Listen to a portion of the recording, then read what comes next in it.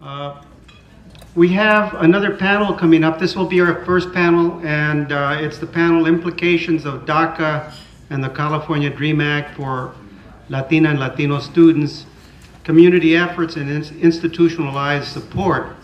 Now, I promised that I wouldn't make any long-winded introductions, but we have a moderator here who's stepping in.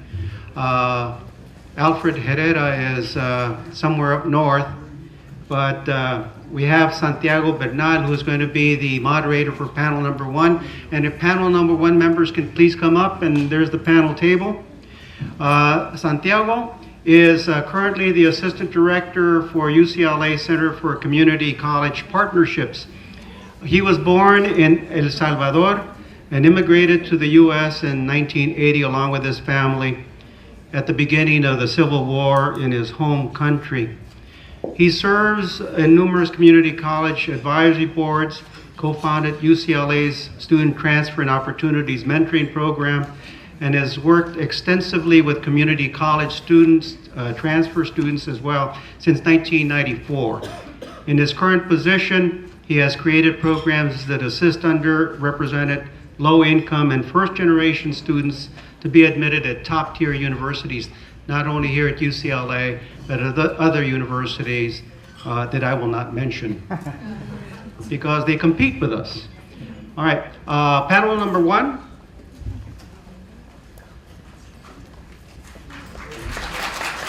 Well, hello everyone. I am filling out big shoes because my boss, Alfred Herrera, is not here today. He sends his regards. He's in Alaska. He's at a Native American conference this week.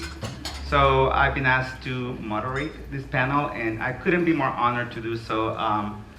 Just hearing the emotions behind the conversations we already have began today, I really can identify with those. As Carlos mentioned, myself being an immigrant, I did come undocumented to the US in the 80s and became actually for a brief moment at UCLA, I was an undocumented student. So this is definitely very personal process as well. So I definitely understand the emotions behind the policies. Definitely the law is one thing, but the emotions that come out of that also are as important as well. And I'm really excited to be part of this panel, moderating this panel, because these folks here definitely are dealing with the day-to-day outcomes of those policies. So we have here Angela Shen, who is with the undocumented student program here at UCLA. Grecia Mondragon, who's the current IDEAS coordinator, and Seth Ronquillo, former IDEAS coordinator. And I'm amongst superstars right here, so I am honored to be here. And we are going to start with Seth, correct? And he's going to tell us a little bit about, we're going to talk a little bit about community response and also institutional response to these policies. So let's welcome Seth. Hi everyone, good afternoon. Thank you for having us here today in this Ed Summit. My name is Seth Ronquillo. My name is Grecia Mondragon. And we have both served in IDEAS at UCLA, and our presentation today for us, by us, Undocumented Youth Advocacy and Outreach for Resources, will talk about the ways that undocumented youth have been really important makers of the policies that allow for undocumented youth today to have these resources that undocumented youth can tap into. So I guess we'll give a little intro to the organization, IDEAS, which is Improving Dreams, Equality, Access, and Success at UCLA. It's actually this past October, this October it's its 11th anniversary, so it was founded in 2003, so it's 11 years here on campus. So it's the organization itself just was formed with faculty administration to provide support for undocumented students. So right now, we usually define IDEAS as a support and advocacy organization for and by undocumented students. But I do want to share a little bit of the Constitution in which was created when IDEAS was forming back in 2003, and I want to share a little bit of how that language was used during that time. And it's the purpose of IDEAS to organize, promote, encourage, and further the education of immigrant students by providing social networks, academics, financial resources to students. IDEAS plans to carry out, foster, and advocate for accessible environment in university education for all immigrants. So I just wanted to, I did bold the immigrant part because, as you can see, that's where IDEAS started. With undocumented wasn't mentioned at any parts of the Constitution when the organization itself started. So I do want to make sure we acknowledge that and why it was, obviously it was obvious people didn't want to put their status out there. So that's one thing I did want to highlight as we introduce organization, and that's why in the name itself doesn't have anything about immigrant or undocumented. So I think that's a key of where IDEAS comes from. And so I'll just talk a little bit about what the organization is as a structure. So it's IDEAS. We have a community service component, which says we'll share a little bit about what that does.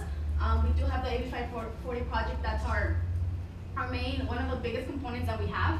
And we'll share a little bit about that. We have membership, which obviously deals with a lot of our members here on campus, because there is a need for, still a lot of need of work here on campus. And we have fundraising, which has shifted a little bit, but it was very important because a lot of students didn't have in-state tuition. So the fundraising aspect was very important in order for our students not to take quarters off and be able to come back to school. And we have the advocacy, which self-explanatory activism here on campus and outside of UCLA. I want to share about one of the biggest aspects of IDEAS is empowerment. Here's our set, like a 10. So empowerment, I think the organization, one of the very important things about the organization, and I've been part of IDEAS since freshman year, which was back in 2010, and I'm going to be a fifth year now. Well, I am a fifth year now. So one of the aspects that creates that empowerment has been the safe space and healing. I know maybe it sounds like it should be only about activism, but activism, part of that is that space that a lot of us come in. Like I came in, I didn't want to say I was undocumented. I was never comfortable saying I was undocumented. And that having that space and being able to share our struggles, not only as students, but as undocumented, and our families as well are affected. Not just, we can't look at the student as a whole, as one individual thing, because we are part of families who are still undocumented, and parents who are still undocumented. So we do have, part of our empowerment is the safe space, obviously, and then self-empowerment through rallies, civil disobediences, mock graduations, and sharing our own stories, because I think if we wouldn't have done some of those actions, a lot of us wouldn't be able to speak about our status or even organize to really bring awareness about what that struggle is like. And well, many of our members continue to fight for justice, not just immigration, because a lot of us are affected by other, not just immigration policies, but other policies that are also not just for immigration. So going along with this thread of empowerment that Risa is talking about, IDEAS at UCLA has been able to collaborate with UCLA students and UCLA faculty to create these two groundbreaking publications during the past few years. In 2008, Undergrads was published, and this book highlights the experiences of undocumented students before the California Dream Act and before DACA, during a time when undocumented students trying to get to a higher education didn't really have the resources, like being able to work to pay for your tuition, having no ability to apply for scholarships or financial aid because of their immigration statuses. 4 years later, Undocumented and Unafraid was published, and even in the covers of the book, you can see this shift in the way that undocumented youth have thought about themselves. You know, in undergrads, the person is in the shadows, literally, but in Undocumented and Unafraid, you can see the cover that this young woman is getting arrested, you know, feeling really this empowerment. And this book really just talks about the trajectory that the immigrant youth movement has been able to go to, mobilizing the community and showing that as undocumented youth, we're undocumented and we are here. The book also talks about two of the founding members of IDEAS, Tam Tran and Cynthia Felix, and really shows the work and the impact that they've created in the immigrant rights movement. Tam Tran was one of the first undocumented youth to go in Congress and tell Congress openly that she's undocumented. Obviously, like the keynote speaker was mentioning, there are some repercussions for that. Her family did get detained after she made that announcement that she was undocumented. But through Tam Tran's work, it really galvanized a lot of undocumented youth that if this woman is able to talk about her immigration status, why can't I? Why can't I do something for my community as well? And with this empowerment, IDEAS at UCLA is able to really share and spread this empowerment through the model that we have in our community service component, which is the AB 540 project. Every year, the AB 540 project, through the mentoring component, goes to a different high school every year, and also the Los Angeles Community College, to talk about ways that undocumented youth in those institutions can reach a higher education. Sometimes it's really empowering to see someone who is going through the same circumstances as you and really seeing them succeeding in a university. So UCLA undocumented students and allies go to these different institutions and really inspire undocumented youth there that they can do something with their status even though they're undocumented. And we were really proud to say that in the past few years, all of the mentees that we've had gone on to community college and universities, and some of them are even here in UCLA today. This is because of the way that the AB 540 project mentoring component shows these students that there's the California Dream Act available for them and deferred action that they would be able to apply to. But obviously, because IDEAS at UCLA is a student organization, it's not feasible for us to go to every high school in LA and every community college because we just don't have the capacity to do that. So what the AB 540 project has is a community workshops component where we allow community members to request a workshop from us so that we can go to their nonprofit organization, their high school, their community college, whatever this community member wants. And we would present there a workshop that talks about any issues regarding undocumented immigrants, DACA, California Dream Act. We would even help them fill out these applications. But on top of that, we also show them ways that they can mobilize their own communities and really empower these youth to go to higher education. But we have been talking today about the California Dream Act and DACA, and obviously there have been a great rise in the number of resources for undocumented students. But what good do these resources do if no one knows about them, right?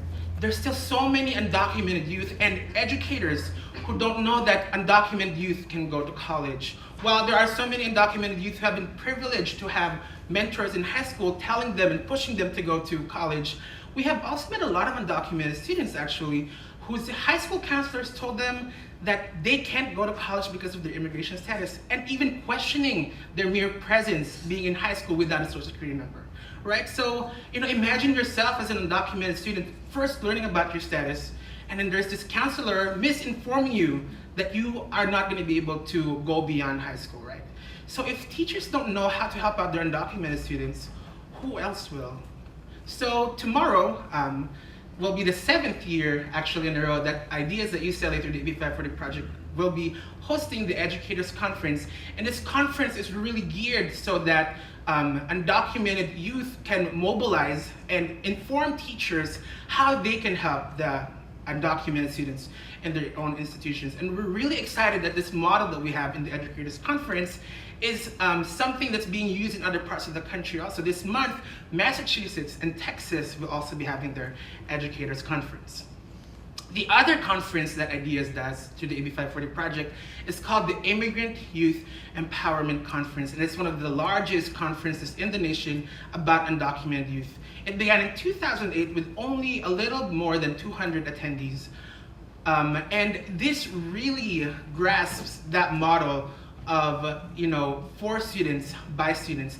This conference is organized by undocumented students to cater to undocumented students, their parents, and also allies. Because we understand that there are allies out there that will be able to help undocumented students, but who can design a program better than the person and the community themselves, right?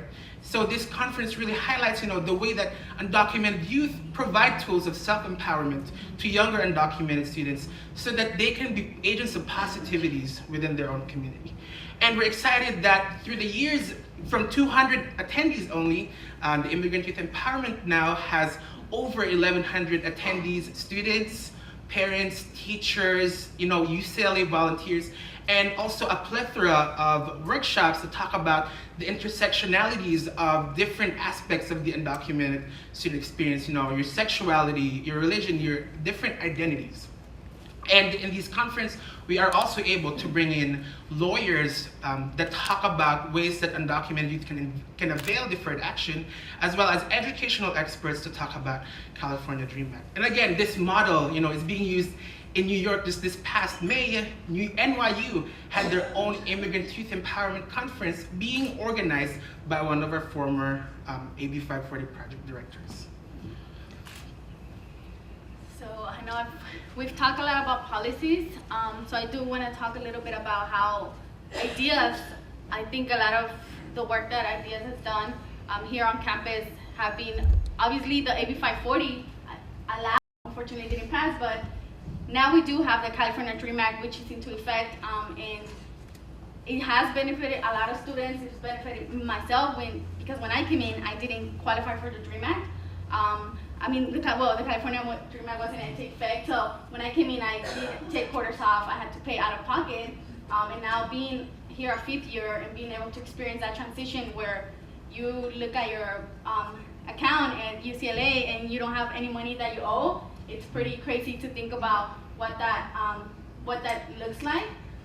But the California Dream Act has had a lot of students be able to stay in school now, not having to take quarters off. But we do have to recognize that not everyone qualifies for Dream Act within our membership. We still have a lot of people that don't qualify for California Dream Act, as well as deferred action, which obviously gives here in California for us the opportunity to get a driver's license, have a work permit, but that's not the case for everyone still. So it's very limited in that sense. And we are also, there's still more work to do because of the undocumented graduate students. DACA students, graduate students is different than undocumented students. So we're trying to also focus a lot of undocumented graduate students and how we can allow them to access and be able to TA getting stipend or paid for, so that there is more opportunities, because like I said, DACA is not everything for everyone, and DACA doesn't make everyone give that opportunity to everyone. And like I mentioned, I do want to give the fight continues for us, at least for some of us that still this is the experience that we live, and we live through being undocumented and now having DACA, some of us, but we do want some type of DACA expansion for all immigrants, for my mom, for our parents, for my brother, who didn't qualify for DACA, and didn't fit into that dreamer narrative as well. And like I said, within our membership, we do have DACA and non-qualifying DACA and California Dream Act students, which obviously there are still students who are not coming back to school, and that's one of the biggest issues that we've been able to point out. It's that even within our membership, people are still taking quarters off, people are still not coming back to school, people haven't finished their degrees. And I remember coming in as a freshman, and I remember seeing a lot of new faces, and now that we've been talking a lot about this and how I never saw them again, so there's people that never finished their degree and have never finished their degree, and haven't returned to campus, to UCLA to finish their education. So I think that's something very important to point out. And like I mentioned earlier, a lot of us do qualify. Like I qualify for California Dream Act, qualify for DACA. I am benefiting and I'm here, and it's thanks to that and the work, obviously the work that has gone into it has been by students, have been by Ideas members, have been by but a lot of other activists that if that work hadn't been done, then I wouldn't probably be here. But at the same time, my mom's still undocumented, and I can't just be a student and take care of business in school when there's a lot of other issues going at home, when my mom's still being exploited at the sweatshops, when she still can't qualify, can't work, and without thinking that she might get deported because she doesn't have any type of protection. So I can't look at myself as just a student here at UCLA if I know that's going on back in my community. And also we think about legalization just being the goal of the movement, but for a lot of us, it's not. Legalization is not the ultimate thing that we want, but it's humanizing the issue, because there are real factors that are pushing people out of the countries, and we're not here just because we want to be here, or our parents didn't migrate just because they just wanted a better life, but there are real issues and real factors that have made that push, and that push factor here to be in this country. And yeah, so that's one of the things I want to mention.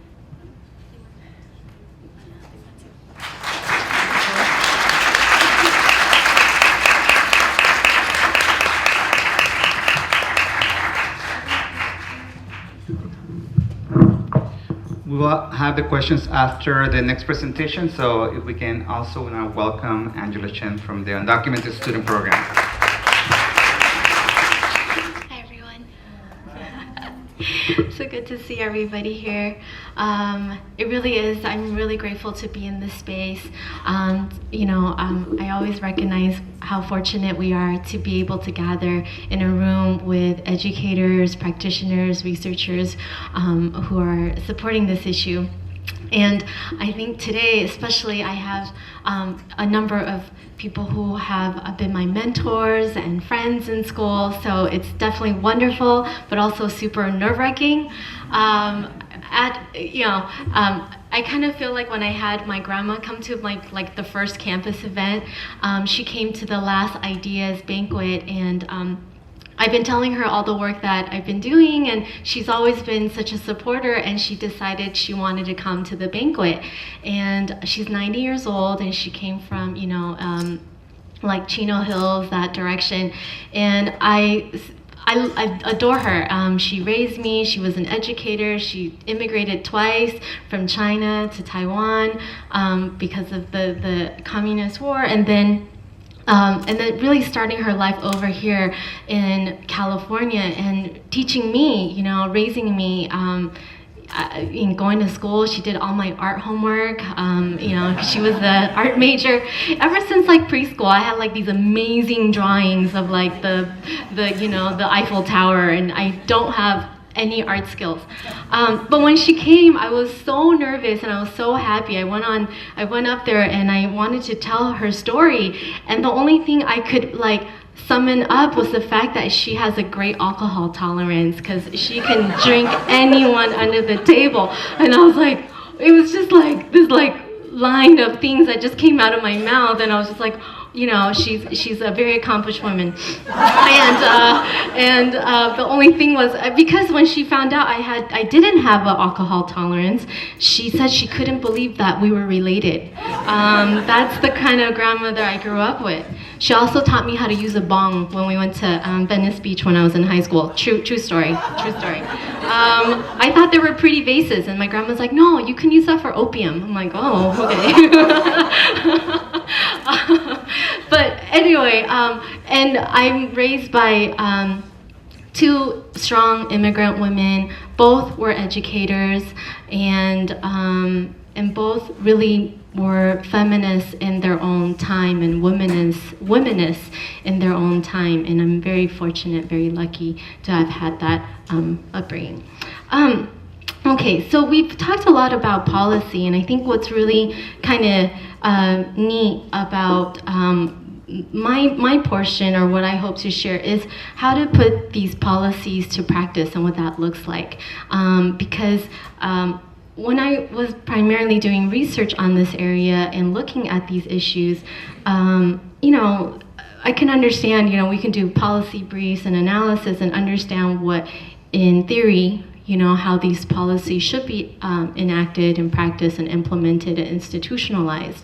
And now that I'm in this role as the Undocumented Student Program Coordinator, I feel like it's been really enlightening to really see what those policies can mean and how do we put them into place in a way that is most effective, providing the greatest amount of access and support to students.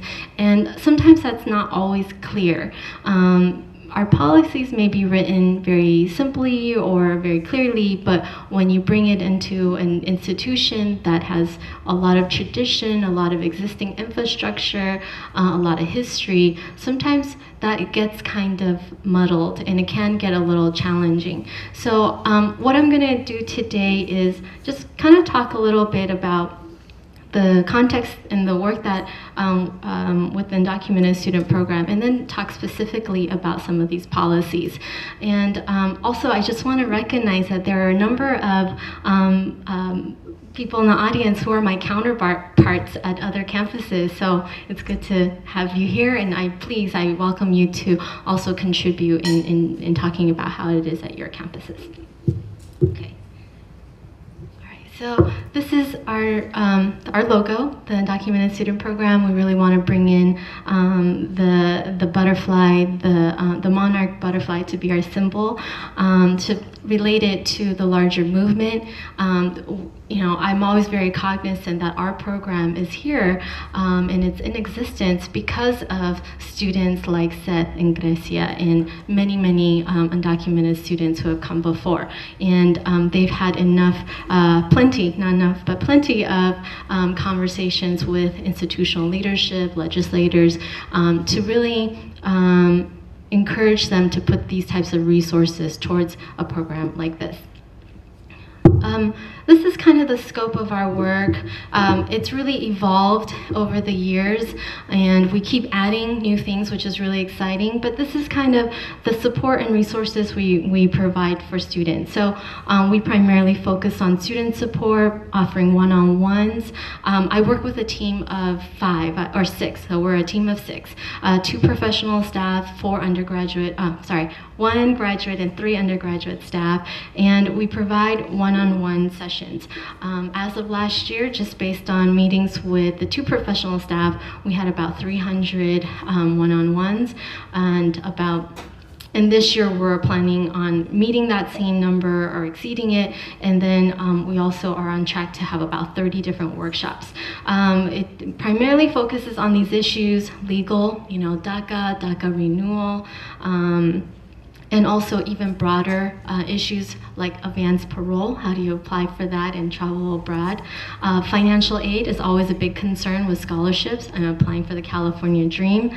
Academic, what opportunities for engagement, research, and then wellness. Wellness is a huge component that we are really concerned about. Mental health, physical health, oftentimes it's the one thing we neglect, right? Because oftentimes our students are so busy taking care of other people that we really wanted to create a space for students to take care of themselves or learn the skills to take care of themselves and the families that they're part of. So we do a lot of fun things with the wellness one. We do naps, we do ropes course, we talk about nutrition, and we also have mental health workshops. And then we have a lot of celebratory and social events. We usually begin the summer with a convocation.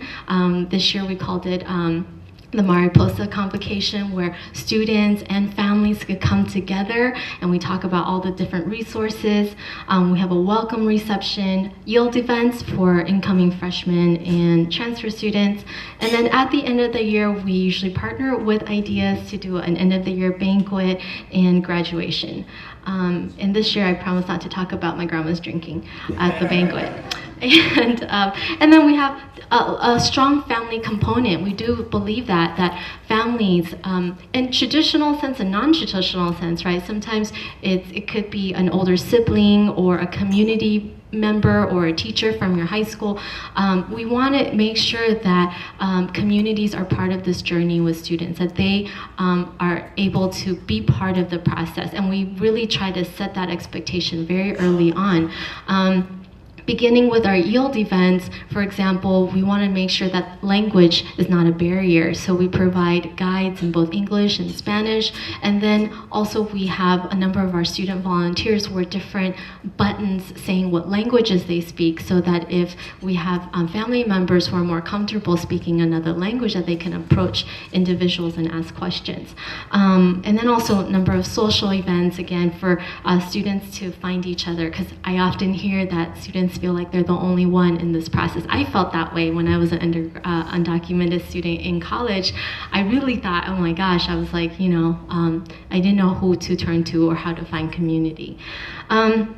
So far, based on our statistics in the last 30 days, we've already had 230 attendees in a number of our events beginning in September. Okay, so, oops, went backwards. All right, so we have two main components. One is called the Mariposa Achievement Project, and one is called Circle Project. And so some of you may be aware that President Napolitano of the UC system has offered a certain amount of funding to support resources and programs on UC campuses. And with the funding we received, this is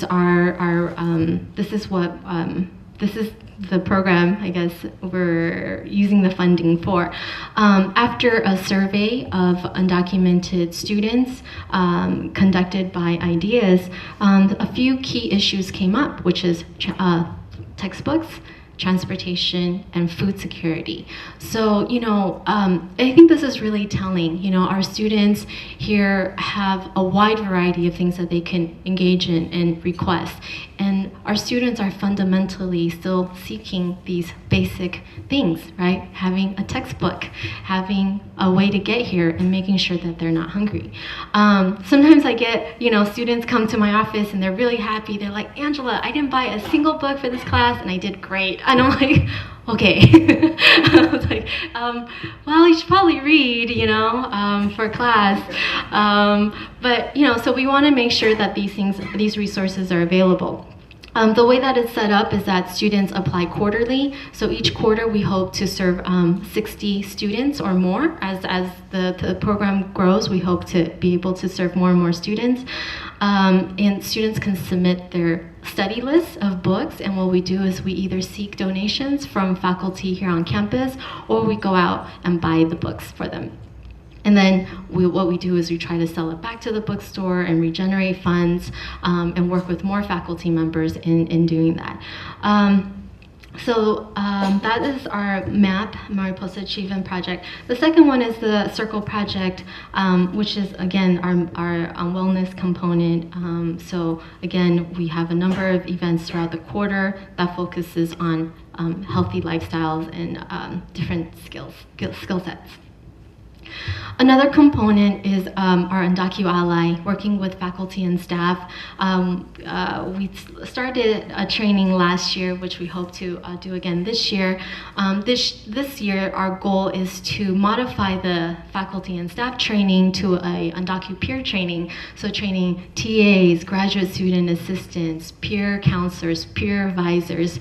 We definitely employ a huge number of student staff to support other student staff. So we wanted to create a workshop, a training system that specifically addresses their experiences. And then we have continuing education series, which is our hope to kind of catch up to immigration, right? As we all know, a lot of these things move very quickly.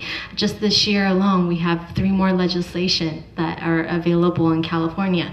So try to stay on top of these things, and also to get a deeper understanding of some of the issues. For example, we started this year on focusing on mental health, how to work with students who are maybe distressed or are just skills in terms of supporting different students. And then committee meetings, we also have Student Ally Connect, which is connecting faculty and staff to students, and then also building a consortium. Like many other areas of higher education, the work with undocumented students is still so new that there's really, as of this point, no infrastructure for practitioners and educators to regularly share information, best practices with one another. So there's definitely a goal, a desire to meet with more campus representatives and to establish, again, a greater sense of that community and to share best practices. Here at UCLA, we get a number of requests. And again, in the last month, we've had about 4 or 5 different events, and we've trained RAs, we've worked with CCCP, Center for Community College partnerships, working with peer mentors who go out and recruit at the community college. We've worked with our student affairs directors, so a lot of different areas of campus, but 270 might seem a lot, but in reality, we're working in such a big system that this is work that we constantly need to engage in. And also there's a high demand. There's a lot of demand by faculty and staff to learn about these issues and stay up to date. Okay, so I won't go through all of these, but now we're talking about how DACA and California DREAM Act have implications, right? So there's definitely several areas, primarily in access, retention, and persistence, and also in student engagement. And I'm also really fortunate to say that our program's on a campus where we have a lot of willing partners who do this work. In terms of access, our early academic outreach program and the Center for Community College Partnership have made it a point to include information for undocumented students as just part of the workshops. It's not a separate workshop, it's not like, hey, if you're undocumented here, go here, no, it's just part of the conversation. And I think there's an expectation for all of their staff to have this information. Now, in terms of retention and persistence, that primarily deals with finances. Financial aid has been a huge concern. So with the California DREAM Act, there's been more access to this type of resources. There is still an aid gap, that's a federal aid gap, that does make it difficult for a number of our undocumented students to cover the cost of education, but that it's been a huge improvement. And then we have student legal services, an academic advancement program with peer counseling, and then lastly, the economic crisis response team. Recognizing that students often encounter these aid gaps with even the max amount of aid they can get from the California DREAM, there's still about a $6,000 to $8,000 aid gap per student per year coming to attending a UC.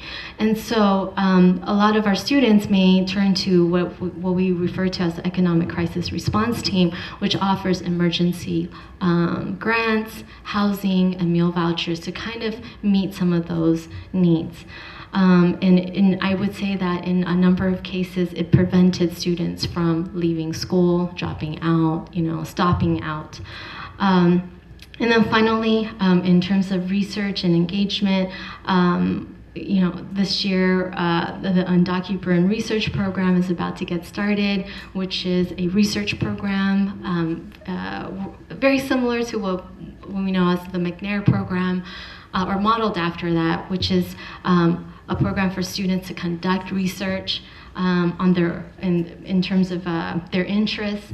Also, the Undocu Scholars Research Program, which Robert and Carola will talk about in a little bit, and then also the Dream Resource Center, which focuses on, again, also research on healthcare access and community internships.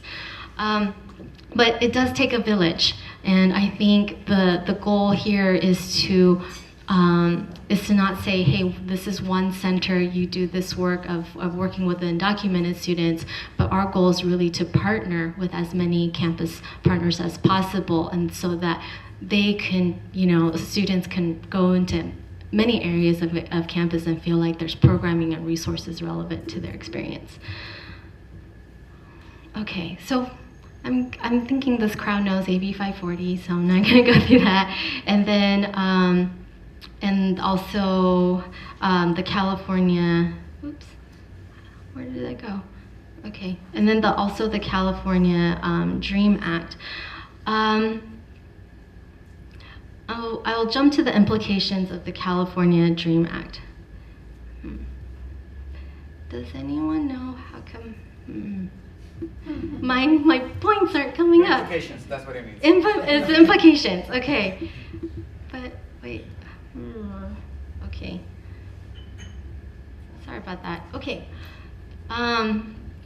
So, unfortunately, if a student cannot establish AB 540, it becomes very financially difficult to pursue college.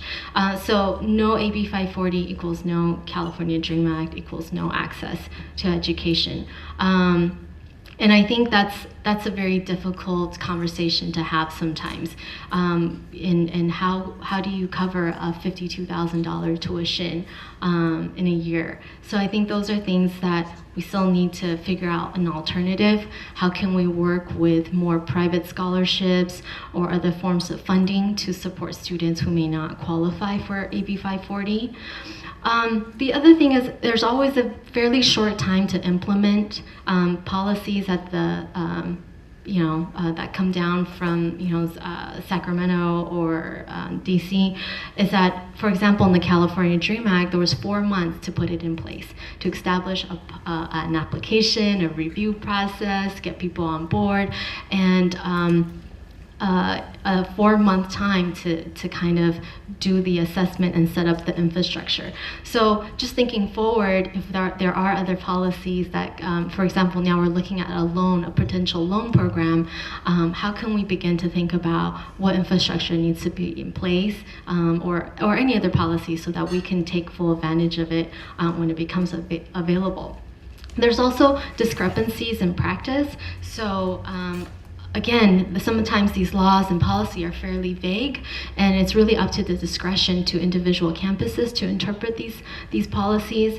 One of the most disheartening, I think, issues is when community colleges will classify a student as AB 540, but once they transfer or go to another institution, they may not get that same designation because we look at different requirements differently.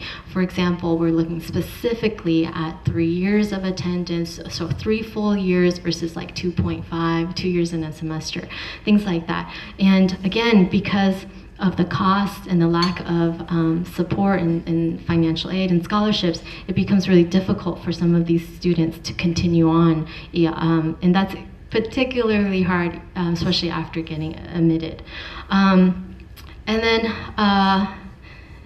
again, the infrastructure of supporting the California Dream Act, the California Student Aid Commission has been leading this effort in processing the California Dream application and processing the Cal Grants. But at times it is a challenge, and technical challenges in terms of like the internet and databases and systems, which can create a lot of frustration for some of our students. Applications have been misplaced or can no longer be found. And when students don't meet that specific deadline, then they do not qualify for aid. At UCLA, if that does become the case, there are some exceptions where they can still get institutional aid, but again, that may not happen at all institutions depending on private scholarships that are available. And then there's the, male students between the ages of 18 and 25 need to register for the draft. And this is also sometimes can be a confusing process because of the social security number going online, things like that. But, I've also heard some resistance and concerns about this, right? And I've had a parent tell me very poignantly, my son can go to war, but he cannot qualify for a loan. So things like that, those are contradictions, I think, at times that we expect our students just kind of accept as the context of getting financial aid or support. There's also limited Cal Grant funding. I know that there's the numbers, right? The 50 to 60,000, the 5 to 10% that go on to higher ed. These numbers, I feel like I've seen them for quite a while, and I'm guessing that those numbers are probably conservative based on the enrollments. The first year, I think back in 2012, in California alone, we had 20,000 California Dream applicants. That greatly exceeded what we thought would be the numbers here. And that was the first year that the Cal Grant was accessible. So I think, how do we understand what the real numbers are of our students in California and what type of aid is necessary? Okay, so. All right, so now we have deferred action for childhood arrival. Again, these are the benefits, which is the lawful presence, EAD, Social Security, driver's license, also the requirements for that. Implications of DACA on engagement. There's plenty, I think, and it has been very influential and impactful in terms of student experiences. Undergraduate students can now work, participate in research, conduct research, service learning, take on paid leadership roles. Graduate students can work as teaching assistants and research assistants, and then also continue on into graduate professional programs. The academic benefits, very similarly, it's just the wealth of levels, different types of engagement that's available to students. Because we definitely want to look beyond just access to higher ed, but the type of democratic participation, the enrichment of their experiences once they are here at the institution.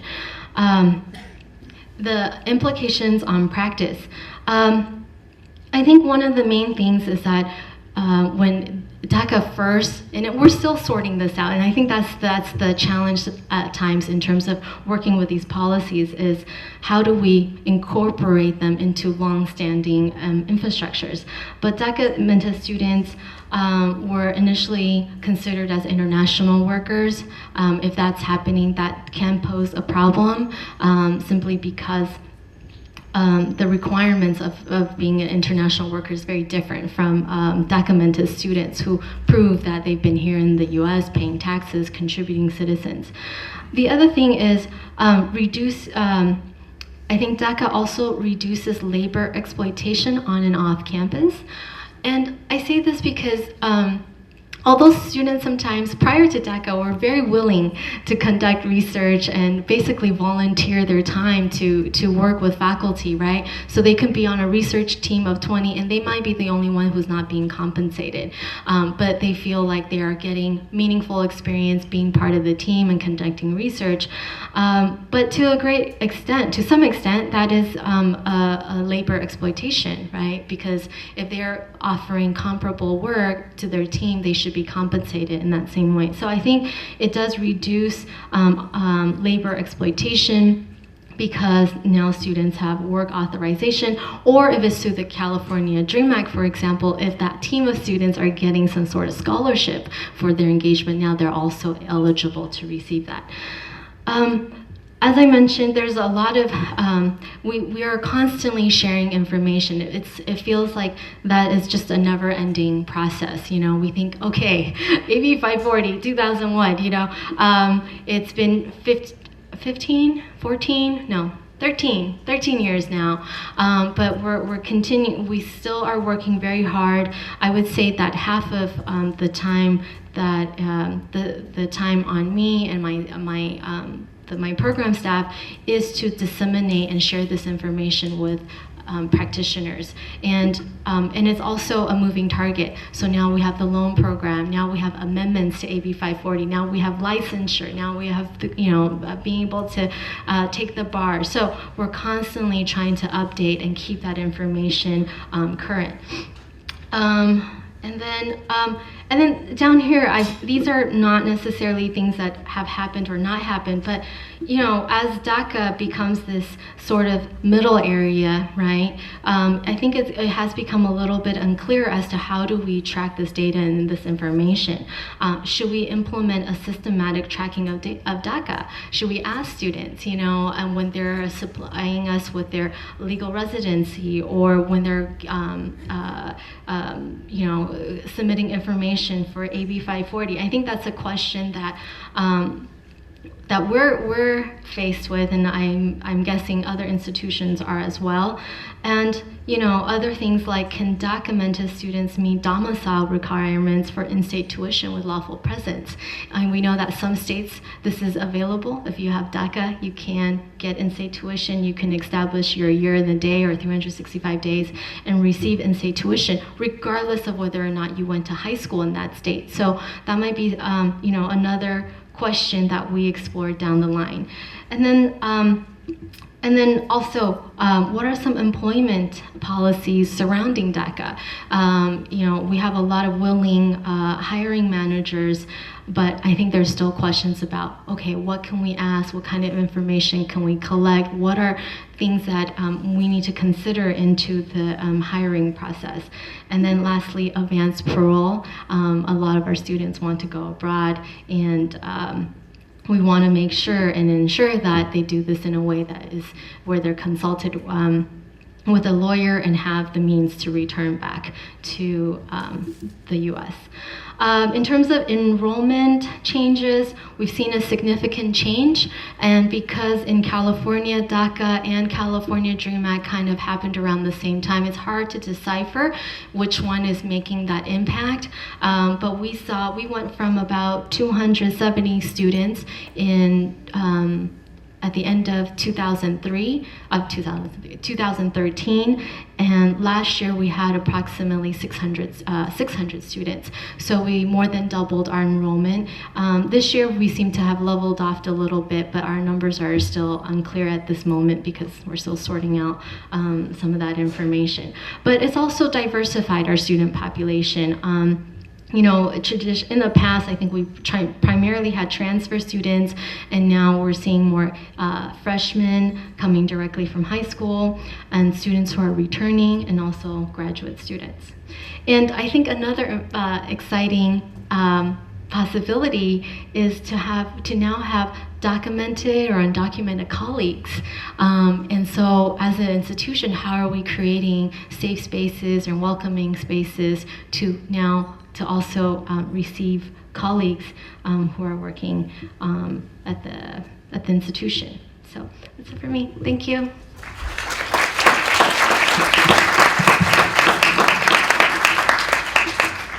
So I think we'll have now an opportunity for the audience to ask any questions you may have. Yes. I am pretty much a college counselor. I work for a nonprofit that provides college access and college persistence. And I have a few questions, but I wanted to address first one of the major things that we notice with our undocumented students that is preventing them going into the higher ed, even after they've been accepted to UCs or Cal States, is that affidavit they need to fill out. And what happens is that a lot of them don't know about it, so they get charged this out-of-state tuition, and when they see that, they're just out, and they just enroll in the community college, and because they just feel like there's no way I can pay this, and they don't, they're very confused because they know they applied for the DREAM Act, but at the same time they see this number, and I think that campuses need to do more about reaching out to these students before they make the mistake and just switch. So I had a young lady that got accepted to Santa Barbara, and UC Santa Barbara, and she was about not to go because of that issue.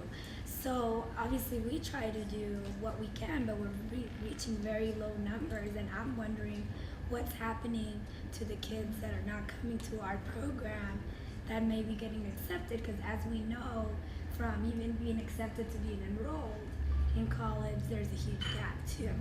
So I feel like that affidavit, I don't know, that needs to be promoted more, and I don't know if you have any ideas.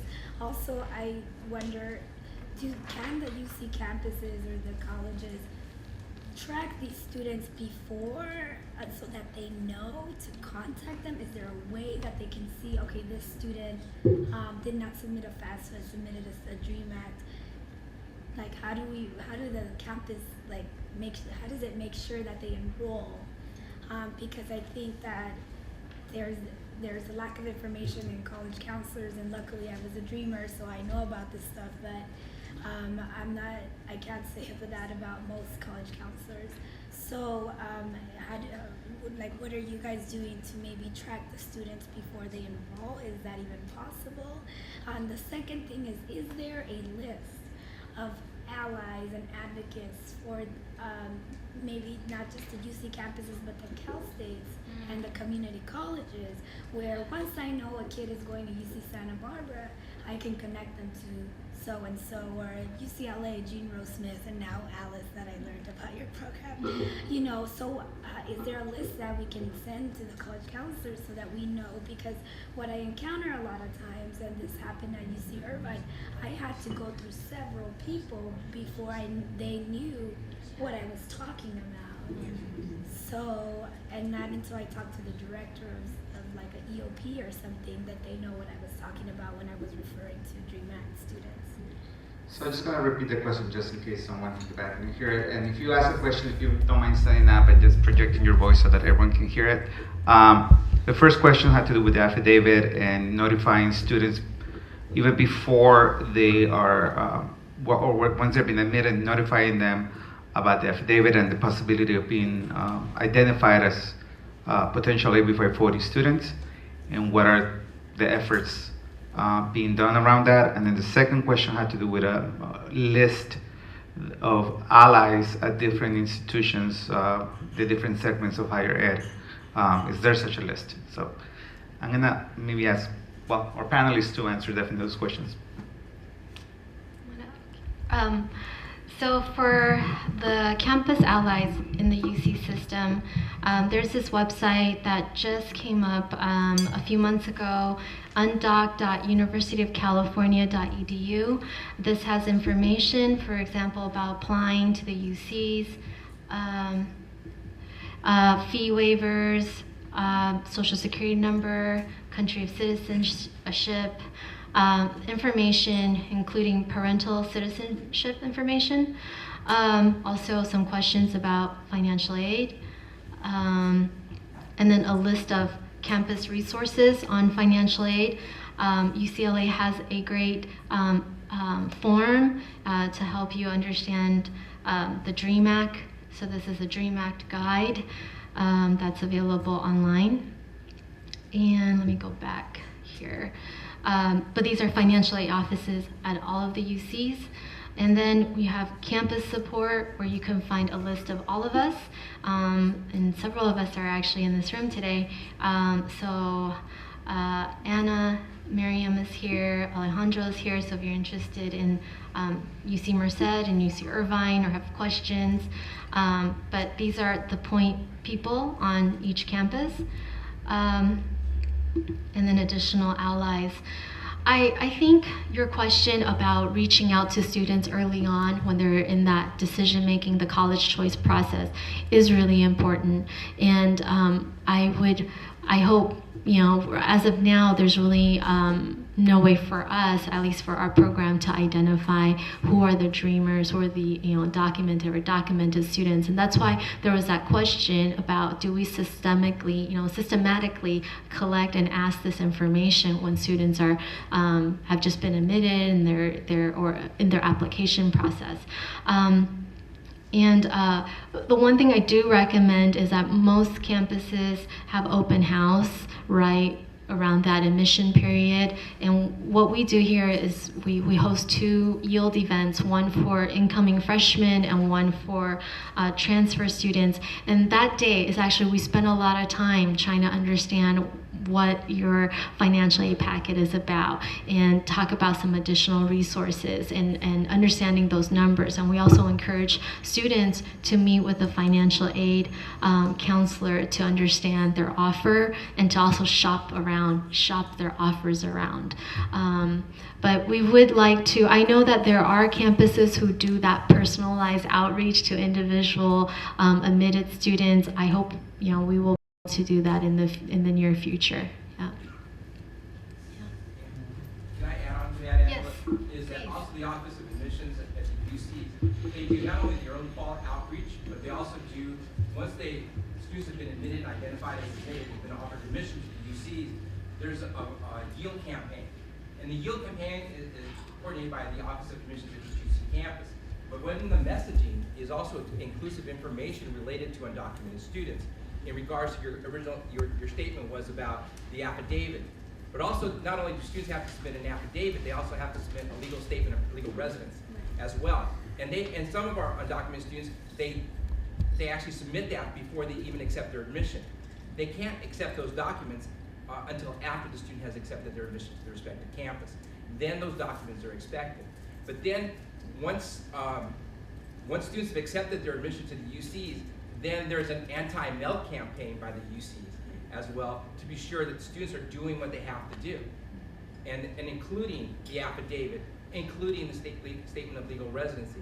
But the students who don't read that material, when early August comes, for those of us who are on semester system, or those who are on the quarter system, early September, and the students get the bill, and they're saying, why am I being charged $28,000 for tuition? I thought it was $13,000. Did you submit your affidavit? What's that? And then that's when we get them. So we can catch them. Once they get that bill, that should be the sign, hey, there's something wrong, you didn't do something. And so therefore, we can catch them that way. But still, there are those students who kind of just wait till the last minute.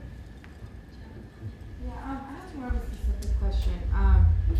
When I had applied, I just turned in the affidavit. This is before DACA happened, but now I have students who are DACA recipients, and I went ahead and signed them up online. For them, and they have a social security now, so they went ahead and used that. Do they have to go in person and turn in the affidavit as well, or like how does that work for students who already are DACA approved? Or already DACA approved with the AB 540 affidavit. Mm-hmm. So they are separate issues. In most cases, so I also want to direct you really quick to this website about AB 540 non-resident tuition exemption. This is linked to the earlier page, and also all of the residence deputies for each campus is represented here.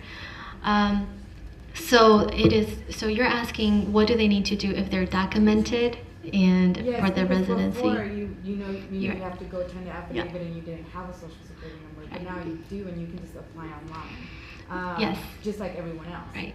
So do they go and turn in the affidavit in person? They can go in person or mail it in, but they would still, it's the same process of, so they apply with their social you mean the application process, right? Yeah. Online. Yes, Just you the still admission, do that. And then once you've been admitted and you need to establish your AB 540, then you would work with the residence deputy of each campus, which is listed right here. Mm-hmm. And it may differ from campus, but we still require the form to be submitted in, to be mailed in, along with your high school transcript. If you're if you're a transfer student, you still need to send in your high school transcript and the signed affidavit. Yeah. Okay. So, and this is where it gets a little bit interesting at sometimes. At that point, your students may be asked to submit DACA just as additional information to establish their residency. So I've seen some of that come up as well. So, okay. I'm Andrea Gaetan from UC Davis, and I'm interested in learning how you balance the workload between the undocumented student program and ideas, because there's a lot of overlap, and I assume there's a lot of collaboration.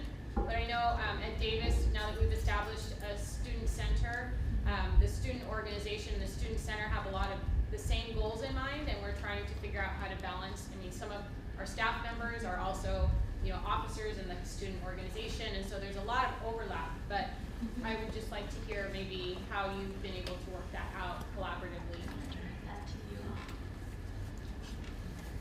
Well, we are very fortunate that we already knew Angela. I still remember her helping us for some fundraiser when I was a freshman. So we do know her. So a lot of that, like you said, a lot of the goals are very similar to retention and things like that. That their ideas also wants to focus on retaining members. But I think what also it's important is that we do collaborate a lot. We do for the welcome, the undocumented welcome day, we did meet up, and also the undocumented student program has some ideas members working for them. So now they also provide that kind of work and support, because some of us are working and see more of our members, we're able to know what's going on more personally in that sense. But we also, for those undocumented student program, a lot of students sometimes are not necessarily involved with ideas. So I think that, and they're not maybe comfortable, about saying that their status or that they're documented. So there's still that that the undocumented student program is able to provide that, because that doesn't necessarily tie into ideas in that sense. And then ideas is more the student aspect, which really creates that space where a lot of members still come that are not still comfortable, but I think the undocumented student program provides that, where students don't necessarily have to always say or relate themselves with ideas or being undocumented or being documented. So I think it provides that. But I think more on your question, I think since the program started, we've started collaborating, and it was through that work that the program came about, people collaborating together with not only the undocumented student program, but CCCP, and we have a lot of support. So I think just in that sense, ideas on campus here at UCLA, there has been a lot of support, and through that support, it's that program came about, and that collaboration continues, because the program also outreaches to other administrators that are able to help us. So I think that's, yeah. Do you want to?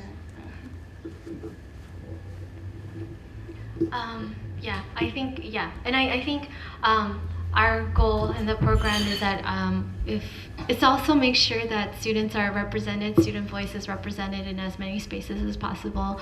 So we do try to facilitate that as often, and then definitely ideas and students in general have a strong say in terms of how the program is run, or what directions, and we do conduct regular surveys and polls and get feedback and things like that. Can I quick break to change CF cards? I don't want to miss a thing. Convocation here, goals around serving documented students at the campuses, and how important they are to the success of the institution.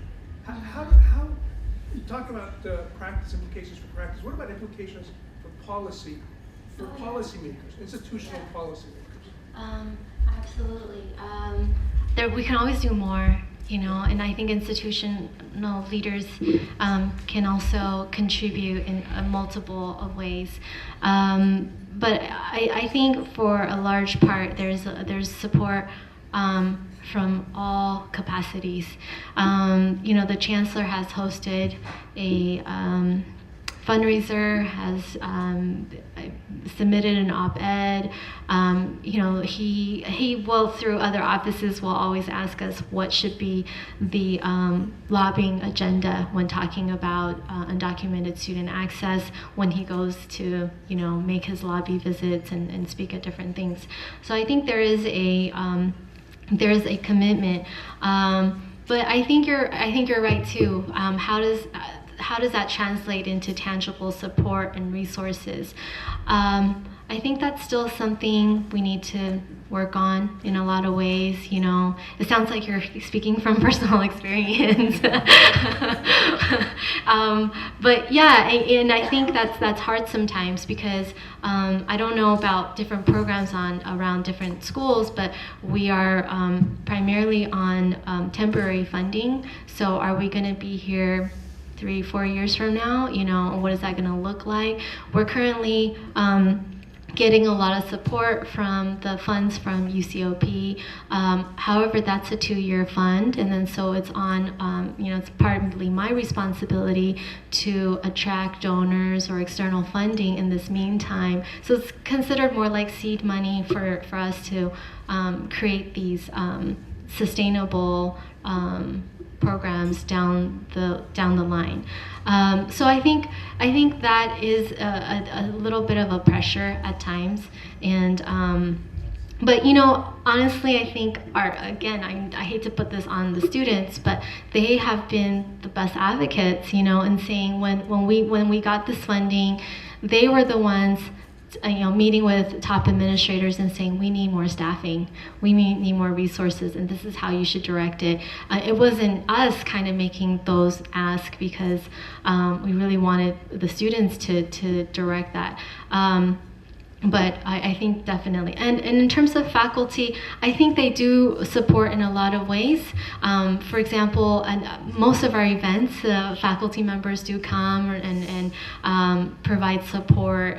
They donate books, they host dinners at their houses, create community space, they conduct research, which we can pull directly to inform practice and policy.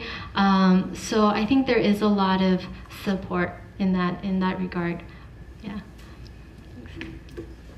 I was just going to add that I think that's why it's so important, this collaboration between ideas at UCLA students and with administration, because if you do have an undocumented support program in your campus, but you never reach out to the undocumented students in your campus, how would you know what resources you really need, right? So that's why we're really privileged to have had allies here in UCLA that are willing to be transparent with us and that are willing to work with us, like Angela, and letting them know what our membership wants and being able to create these programs that students themselves are asking